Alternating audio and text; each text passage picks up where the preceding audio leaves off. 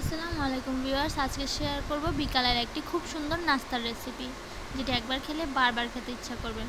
এখানে আমি কী নিয়েছি দেখতেই পাচ্ছেন। আর এটা হলো যে কি, আটাকে আমি বেকিং সোডা আর লবণ দিয়ে মেখে রেখেছিলাম। এখন পেঁয়াজ কুচি তেলে দিয়ে রাখলাম, তেলে একটু ভেজে নেব। আর ভাজতে ভাজতে ততক্ষণে আমি সেদ্ধ করে রাখা আলুগুলো ভর্তার মতো করে নিব, ফাটিয়ে নিব। দেখতেই পাচ্ছেন আমি সিদ্ধ করা আলুগুলো কীভাবে ভর্তার মতো করছি। ভর্তা হয়ে গেছে, আমার পেঁয়াজও প্রায় রেডি।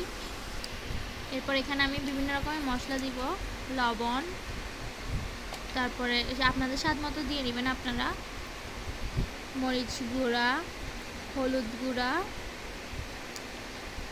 জিরার গুঁড়াও দিতে হবে স্বাদ বাড়ানোর জন্য। আর আপনারা চাইলে ম্যাগি মশলাও ইউজ করতে পারেন এটাতে। আমার বাসায় টেস্টিং সল্ট ছিল, যার কারণে আমি সেটা ইউজ করেছি স্বাদ বাড়ানোর জন্য। আপনারা ম্যাগি মশলা ইউজ করতে পারেন। এগুলোকে ভালোভাবে নেড়ে হয়ে নিতে হবে। তারপরে আমরা সেদ্ধ করে ভর্তা করে রাখা আলুগুলো ঢেলে দেব। তারপর ভালোভাবে মিক্স করে নিব চুলোতে। দেখবেন যাতে চুলার সাথে আলুগুলো লেগে না যায়।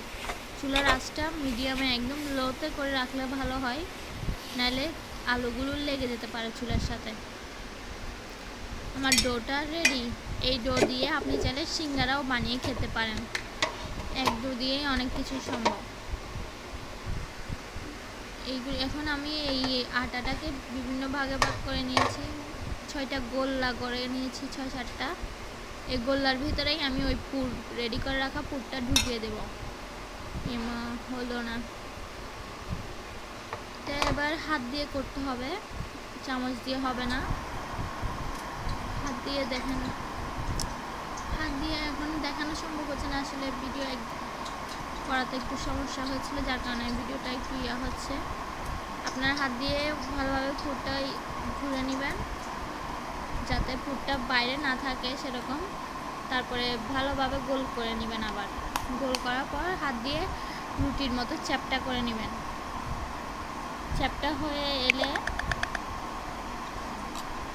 চ্যাপটা ভালোভাবে করে নেবেন। চ্যাপটা হয়ে এলে তারপর আমি এটা তেলে দিয়ে দিব। এখানে আমি যে ডিমটা ইউজ করলাম সেটা কিন্তু অপশনাল, আপনারা ডিম ইউজ না করলেও চলবে। এটাকে একটু হালকা কেটে দিচ্ছি, যদিও বানানোর পরে কাটলেও ভালো। এই ডিমটা কিন্তু অপশনাল, আপনারা ইউজ না করলেও চলবে। এটা আমার ডিম ফেটে যাওয়ায় আমি এটা ইউজ করে ফেলেছি। দেখেন কি সুন্দর করে ভাজা হয়ে যাচ্ছে। আমার জামাই তো পুরোই ফিদা এই রান্নাটা খেয়ে। ভাজা হয়ে আসছে, এরপর অপর পিঠ দিয়ে দিব। দেখবেন যাতে পুড়ে না যায়।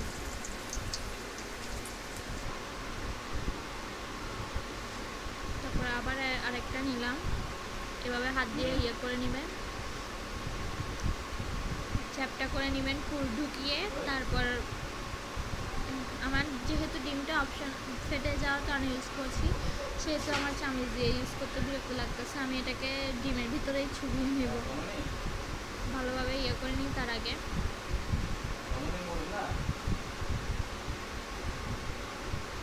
এই তো হয়ে আসছে, প্রায় হয়ে গেছে। এবার এটা আমি ডিমের ইয়াতে ডুবিয়ে দিব। এটা অপশনাল, আপনারা চাইলে করতে পারেন, নাও করতে পারেন। তবে ডিমটাতে একটু লবণ দিয়ে রাখবেন, যদি করেন লবণ দিয়ে ফেটিয়ে নেবেন, তাহলে ভালো হবে। এই যে আমার নাস্তা তৈরি।